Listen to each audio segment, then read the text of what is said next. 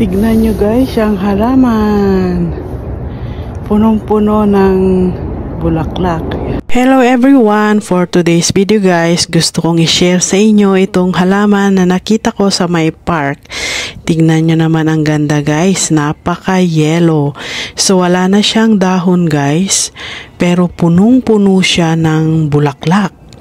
Ayan, napakatingkad ng kanyang yellow, napakagandang tignan. Naaaliw talaga ako guys sa mga bulaklak dahil yan ang favorite ko. At na-amaze din ako dito sa Toronto dahil napakaraming bulaklak tuwing springtime. Tignan nyo guys ang halaman. Punong-puno ng bulaklak. Ayan.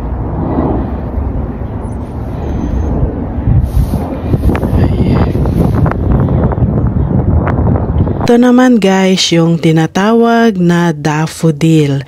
So normally lumalabas ito during springtime sa Easter time. So siya yung unang lumalabas at kapag nakita na ng mga tao na lumabas na yung daffodil, alam nila guys na springtime na talaga. At ito naman guys yung puno, makikita na lumalabas na yung kanyang mga buds guys. Ito siguro dahon or bulaklak. Kasi minsan yung mga puno nauuna yung bulaklak kaysa sa mga dahon. So yan lang guys. Thank you so much for watching. See you on my next one. Thank you. Bye!